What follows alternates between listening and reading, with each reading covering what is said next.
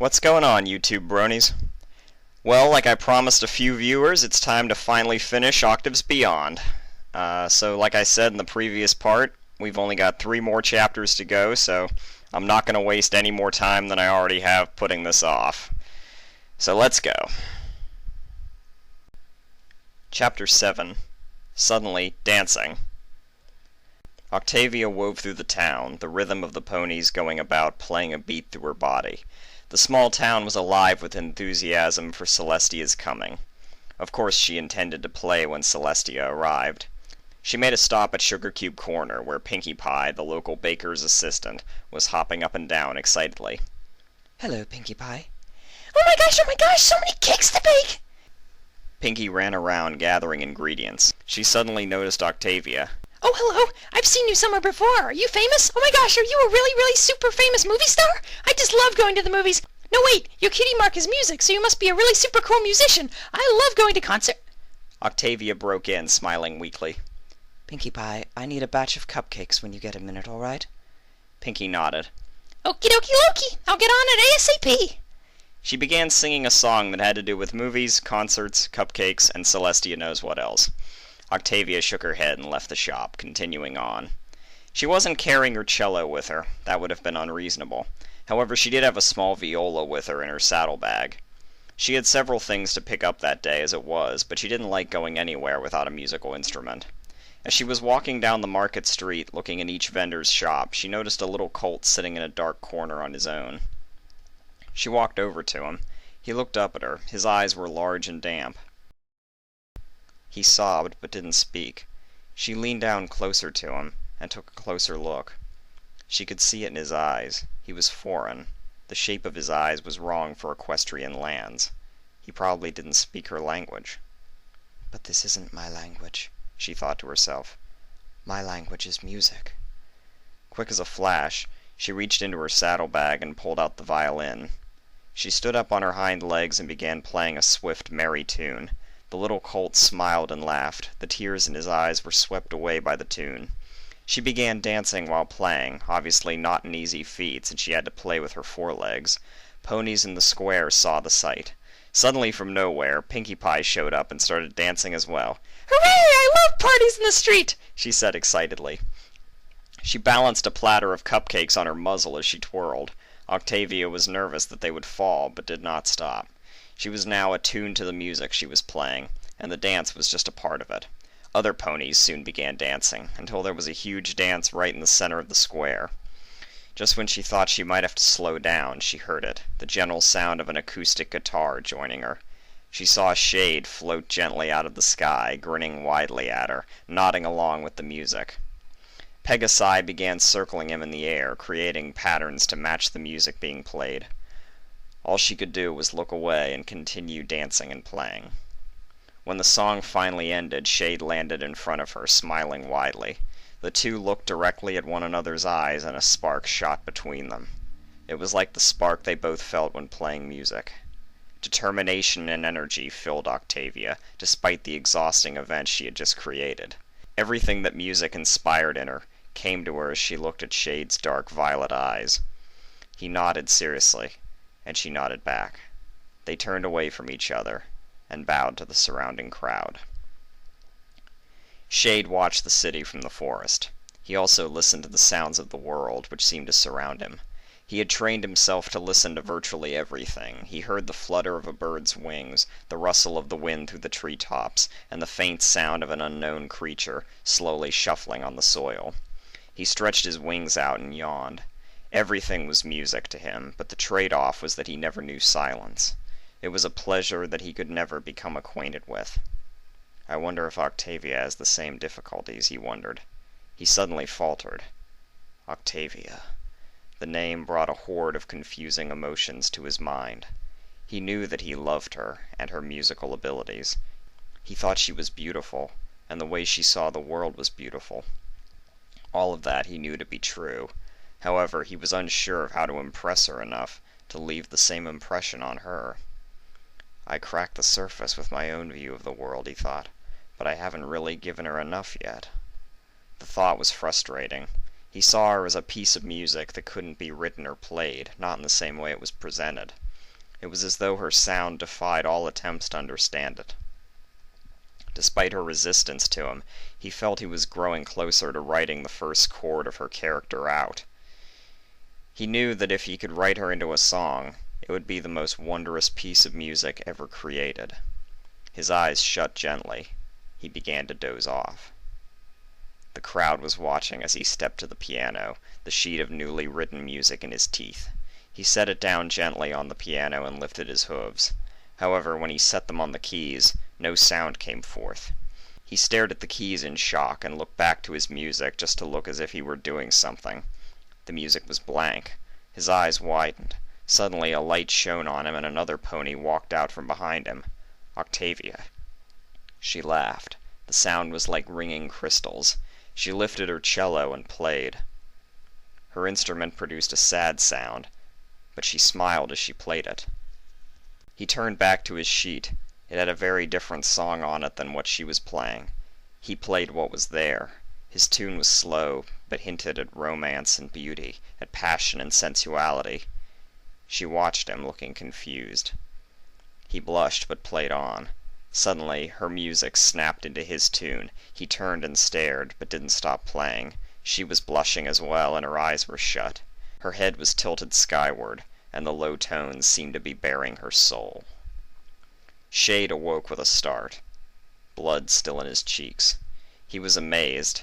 It was as though he had just heard a piece of the melody that teased him so, the melody that was Octavia's very soul. He jumped into the air, his guitar slung on his back. He flew toward Ponyville as fast as he dared, with the delicate instrument on his back. When he arrived in the marketplace square, he found Octavia dancing wildly, a violin at her jaw. He found the tune happy, lilting, and wonderful. He began to play his guitar, matching her carefully. She saw him for only a moment, but it was plenty for him. The two continued on with the lilting tune, other ponies jumping up and down and dancing wildly along to the music. The stop to the music was perfect to his ears. He landed before Octavia, wings flared wide. He saw her eyes and felt the spark that accompanied his playing flash between them. Electricity surged between their faces, and he felt that the distance between them ought to be closed. He nodded at the same time she did. He then turned around and bowed to the many ponies surrounding them. Tomorrow, he thought, I will make the fullness of my feelings known to her. He smirked as he looked at the pavement beneath him, and as hundreds of ponies surrounding them cheered wildly. Chapter 8. Romantic Recital. Shade roared in frustration, his hooves scrabbling through his mane. "How did I misplace my music?" He tore through his notebooks and his suitcase and his hotel drawers. He had even torn through his saddlebags, in which he never left anything of importance. The music was simply not to be found. In his anger, he bucked the bed. A short message fell from the sheets. He stood over it, steam rising from his nostrils as he read. Shade, I took the liberty of copying your music and rewriting several places. I also cleaned up your handwriting, which I found horrid. Come see me as soon as possible for the improved version. Octavia. Shade stared at the page for a moment, and felt a slightly hysterical laugh bubbling up in his throat. He shook his head as the laugh burst from him. I always freak out right before a recital. He stepped out of his room as his breathing began to even out. The music was safe, and he was prepared. At least he was prepared for the musical section. As far as admitting his feelings to Octavia, he wasn't entirely sure he was ready. But that's a good thing, he insisted to himself. That's something I actually should be nervous about. He walked downstairs and started making breakfast. Buttered toast and donuts, along with a glass of milk and a glass of apple juice. A lot of food, but he needed his energy for that evening. The whole time he ate, he rolled his hooves in circles on the table. He hated his own feelings at the moment. More accurately, he didn't hate the emotions themselves. He was used to pre-show nerves, but he was upset by the fact that he wasn't sure whether they were pre-show nerves or simply his anticipation of telling Octavia. He looked down at a half-eaten donut. I can do it. It'll be easy, right? He asked. The donut remained stoically silent. Shade spoke again. But what if she doesn't like me back? What if she says she doesn't want to even be friends with me anymore? The donut still did not respond to his line of questioning. Suddenly, he heard a small voice say something next to him. He turned to see a light pink mane covering half the face of a yellow Pegasus. He raised an eyebrow. What was that? Oh, well, said the mayor. I just heard you talking to that donut, and I thought you should really say something to whoever it is you're talking about. She blushed and looked down. Shade was stunned by her rather direct speech. What's your name? He asked, unable to think of anything else to say. I'm Fluttershy, she said, almost in a whisper. Shade stood off his stool and smiled. Thank you, Fluttershy. It's always nice to have some pony offer their advice. She gulped and looked up, seeing Shade smile. She returned his look, albeit rather uncertainly. Looks like I have a bigger day ahead than I thought. You're coming to the recital tonight. She nodded and spoke. Oh yes, all of my friends and I are coming. Shade racked his mind as something occurred to him. He knew the name Fluttershy. He let out a gasp of recognition. You're an element of harmony, he said. She blushed and hid behind her mane, slightly frightened by the increase in volume. Shade brought his voice down a notch. Sorry. You're the element of kindness, right? He asked. The pink mane moved up and down, indicating that she had nodded. Thank you so much, Miss Fluttershy. A teal eye looked out from behind the mane. Support can change everything, so thank you very, very much. Shade spread his wings and soared out of the window, feeling as though walking wasn't even an option. When he felt so inspired to fly, why should he bring himself down to the ground when he simply felt so up? Octavia calmly strapped her cello across her back. For all her flaws, she had the undeniable strength and endurance that defined earth ponies, and so was able to carry rather heavy items with her wherever she went. Her focus was all on her performance for that evening, or so she had thought. She found that her mind kept straying to Shade. She shook her head every time this happened, but still it continued. She finally accepted it, deciding that it was just because he would be accompanying her for the recital, and she was merely worried about how he would perform. I do hope he can keep up with me, she thought, attempting to instill the idea in her mind as a belief. As if to defy this, her imagination began returning her to the hill, and Shade's warm fur next to hers, his wing over her back. No, she exclaimed, shaking her head harder than before, her voice nervously. One was the color of cider, the other a bright red. Octavia sighed. I apologize for my outburst, Applejack, Big Macintosh. Applejack smiled widely. Why, no harm done at all, Sugar Cube. Ain't that right, Big Mac? Yup. Octavia smiled at the two of them. So what's your name? I'm Octavia. I play cello at the Grand Gallopin' Gala, I remember. Y'all were right brilliant on there on that oversized fiddle of yours. Octavia had to stop her smile from faltering. It irritated her when people compared the cello to the violin. However, she made no comment. Thank you, Applejack, for the compliment. Of course. Applejack turned to Big Macintosh. Big Mac, would you leave us here for a few minutes? I got something I want to ask Miss Octavia here. Big Mac smiled. Yup. After he left, Applejack turned to Octavia. So who's the colt? What? Octavia felt confused by the remark. Applejack laughed. The colt you was just thinking of. I can tell you're thinking about a certain special sun pony. Who is it? Octavia found herself blushing. Was it really so obvious? I... She spluttered for a moment before finally responding. I was thinking of Shade. Applejack grinned. You mean that piano colt who I hear's playing with you in town tonight? That would be him, said Octavia, feeling somewhat embarrassed. Well, that's right wonderful, I reckon, said Applejack. Octavia looked back at her in surprise. What? I said that's right wonderful. Y'all need to be honest with him, though. After all, what if he's just as interested in you? Octavia merely blinked, unsure of what to say. She would first have to admit and come to terms with the fact that she had found a passion apart from music before she could even consider telling Shade what her feelings were. Applejack seemed to understand. "Look, I might be the element of honesty, but I know right well when something needs to be kept quiet. You decide how you feel 'fore you tell 'em, but then you tell 'em right quick. It'll make life easier for the both of you." Applejack then turned and departed, leaving Octavia happy, if slightly conflicted over her emotions. The stage that had been set up in front of Town Hall was bathed in light for a moment before said lights were shut off. It had been the final test before the beginning of the recital. Celestia had arrived in the afternoon and was met by the elements of harmony.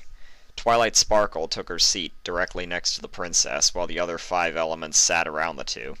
Every pony sat on the elevated seats that had been erected in mere hours by several local unicorns who were led naturally by Twilight. The stage was set, and the whole area had the style of an outdoor theater. A spotlight came on, revealing Mayor Mare in the center of the stage. Mares and gentle colts, it is my deep pleasure to introduce 2 of the most talented musicians ever to grace the beautiful land of Equestria, Octavia and Shady Sound. She bowed, sinking behind the curtains as the light faded. Another light came on a single chair in center right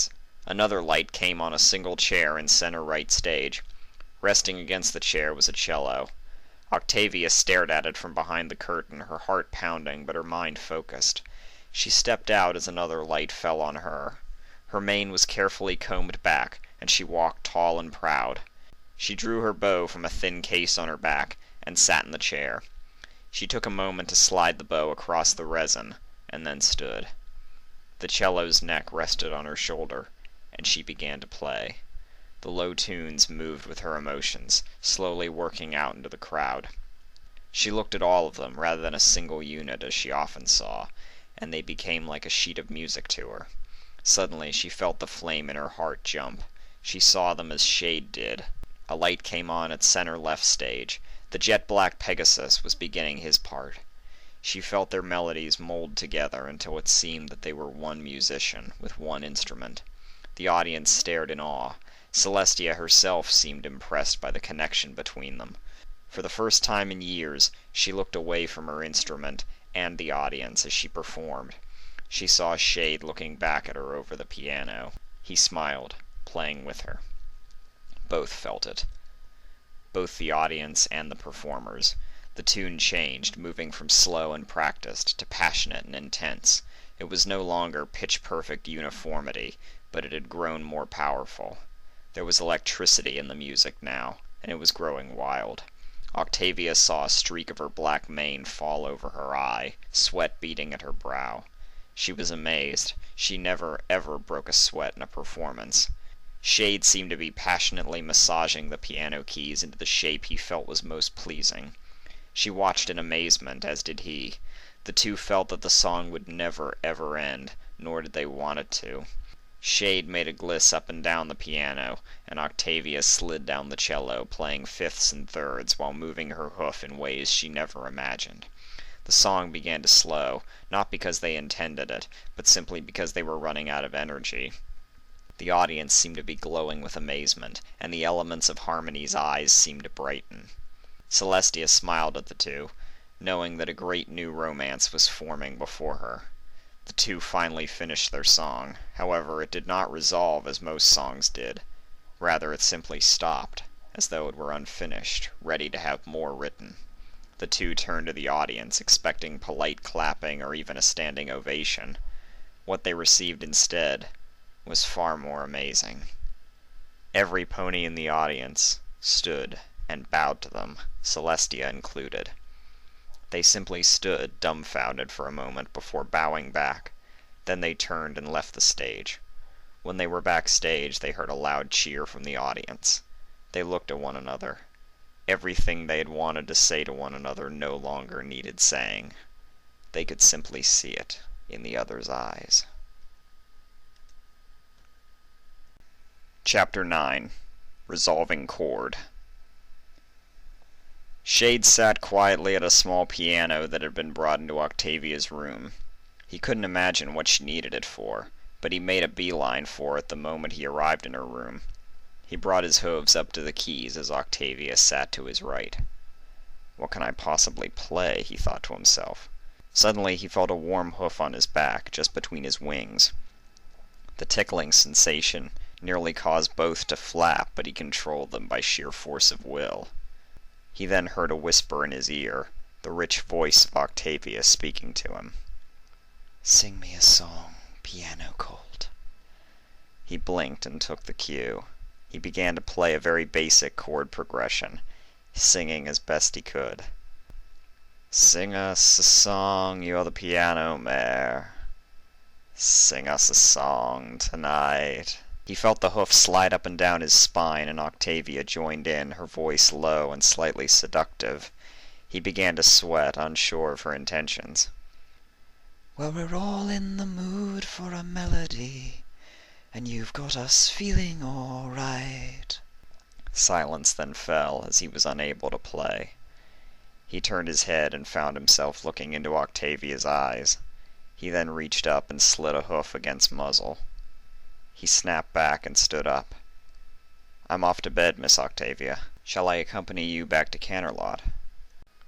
Octavia smiled lightly at him, a twinkle in her eye. "I would enjoy the company, Shade. Truly I would." Shade departed her room happily, and knew that when they arrived back in Canterlot, there would be a budding romance waiting for him with Octavia. Octavia watched the door shut, and sighed. She turned to her notebook and calmly flipped it open. There was a song that went unfinished in the most recent entry. She looked at it for nearly a quarter of an hour before adding a very simple solution. A resolving chord was added, and she shut the book. She felt that she had reached a resolving chord for the first song in her new relationship with Shade. "I never thought I'd say it, but I suppose music isn't everything." She then went to her bed and drifted into her dreams, where the figure of a black Pegasus swooped through the romantic, relaxing tones of a piano being played. So there you have it. Well, I hope everyone enjoyed that. I thought that was a pretty good, concise ending. And it wasn't really a typical ship. Nothing really happened between these two. It's just sort of establishing that it will soon. Anyway, if anyone remembers, next I'll be doing a pretty long story called Vinyl's New Beat, so just stick around for that. Afterwards, I'm not sure. I'll most likely be pretty busy in the near future. But until then, I'll just say thanks to all my recent subscribers, and hopefully I won't keep you waiting too long again. As usual, I always appreciate your feedback, and many thanks for listening. See ya.